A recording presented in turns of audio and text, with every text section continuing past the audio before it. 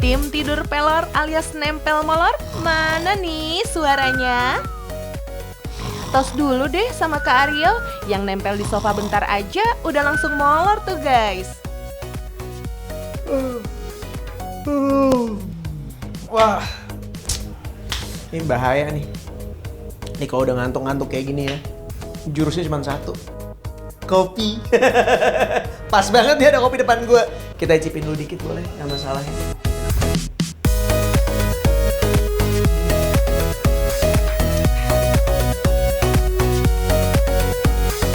Luar biasa. Tapi kalau misalnya lagi ngantuk-ngantuk kayak gini, biasanya identik dengan hal-hal yang berbau kekurangan ya. Biasanya kalau kita ngantuk, itu tandanya kita kurang apa? Betul, kurang tatih tayang. Bukanlah, berarti tandanya kurang tidur. Nah, kita mau ngebahas dikit tentang masalah tidur. Biasanya kalau kita tidur, itu ada hubungannya juga dengan yang namanya bunga tidur alias mimpi, ya kan? Kita mau cari tahu yang berhubungan dengan tidur sama orang-orang yang akan kita tanyain langsung. Seperti apa pengetahuan mereka tentang tidur itu sendiri?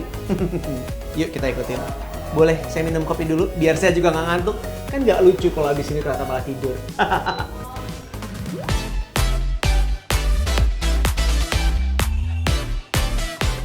Mas Dendi, tapi kalau misalnya lo sendiri, itu biasanya tidur berapa jam sih dalam satu hari? Nggak tentu. Nggak tentu. Kadang bisa ya 5 jam. 5 jam. Lo tuh tipikal orang yang mana sih? Yang tipikal yang pelor, nempel molor, atau lo tipikal yang kayak, gue susah banget tidur lagi? Susah tidur. Susah tidur. Susah tidur. Kadang orang ngelihat kita ngelihat orang dikit-dikit gimana tempat nyaman dikit tidur. Iya, tapi betul. kalau aku nggak bisa.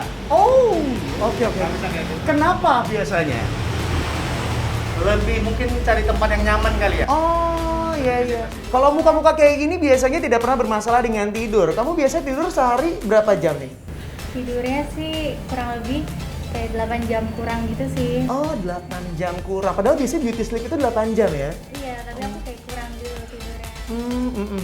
Kurang. Tapi kalau misalnya ngomongin tentang tidur ya, ada yang namanya tidur itu orang-orang yang tipikalnya, gue tuh nempel langsung molor. Ada juga orang-orang yang, gue tuh susah banget lagi tidur. Kalau Mbak Rizka, biasanya tuh tipikal yang mana sih? Yang susah tidur gitu sih. Jadi kayak harus ngapa-ngapain dulu, kayak nanti bakal ketiduran sendiri atau gimana gitu. Nah, buat yang pada susah tidur nih guys, jangan disepelein loh. Karena tahu nggak sih, kalau kualitas tidur itu bisa banget dipengaruhi sama status psikologi seseorang. Gangguan tidur itu bisa berdiri sendiri, bisa juga insomnia, bisa juga itu bagian dari gangguan psikiatri yang lain. Apa maksudnya? Misalnya seseorang dengan gangguan depresi. Gangguan depresi berat, itu orang akan sulit tidur. Ya, karena kortisol tinggi, kemudian hal-hal yang membuat dia menjadi tidak nyaman. Ya. Gangguan psikiatri lain yang juga ada masalah tidur, contohnya adalah gangguan cemas menyeluruh, ya. Generalized anxiety disorder. Orang-orang yang punya gangguan cemas yang berlebihan itu juga akan sulit tidur. Finally, Kak Aryo landing juga nih di kasur.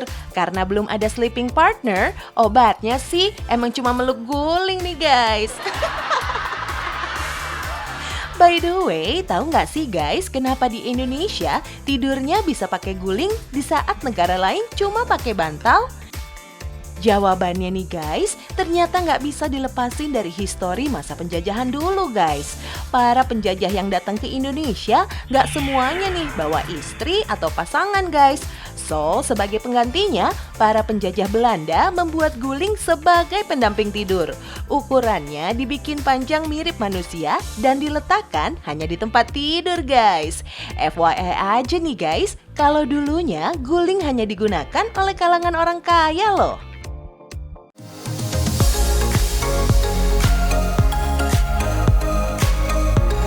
Apalah artinya tidur kalau nggak ada bunganya ya guys? Maksudnya si bunga tidur alias mimpi. Nah, pada tahu nggak sih kalau terciptanya mimpi itu erat kaitannya sama memori di masa lalu dan juga sistem limbik. Itu tuh sistem yang mempengaruhi emosi seseorang. So, nggak menutup kemungkinan nih guys, kalau status psikologis kita lagi happy, mimpinya juga ikutan happy. Kalau lagi sedih atau marah, ya nggak heran deh kalau jadi mimpi buruk. Ya. Woi. Bangun yuk. Apa sih, diem dulu ah. Syuting belum kelar nih. Yuk. Oke dulu, ini lagi enak, lagi mimpi di bawah laut. Ketemu Nemo. Tidur 5 menit lagi, sambil gua tidur ada liputan nih tentang tempat hangout yang berhubungan sama bawah laut. Kayak di mimpi gua. 5 menit. Masih di sini. Wah, ini dari bangun, tidur, bangun lagi, tidur lagi, kayak semuanya udah lengkap. Kecuali yang satu ini. Jadi aku tuh kayak mau sharing gitu tentang bagaimana untuk bisa meningkatkan kualitas tidur itu sendiri ya. Yang pertama adalah dengan melakukan meditasi. Bisa membuat kita tuh kayak menenangkan sistem saraf gitu. Jadi memudahkan kita untuk yang punya gangguan tidur.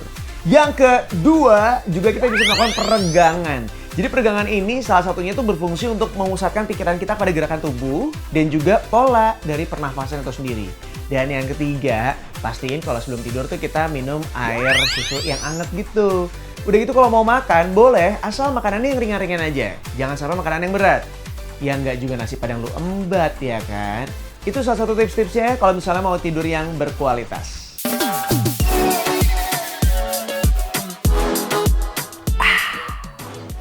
Emang paling enak ya kalau misalnya sebelum tidur tuh minum susu dulu yang hangat-hangat gini ya kan.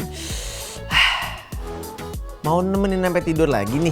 Kan tadi udah ya, kita pamitan aja ya. Jangan lupa nonton Tahu Nggak Sihnya setiap hari Senin sampai Jumat jam 1:30 siang cuma di Trans 7. Selamat tidur semuanya.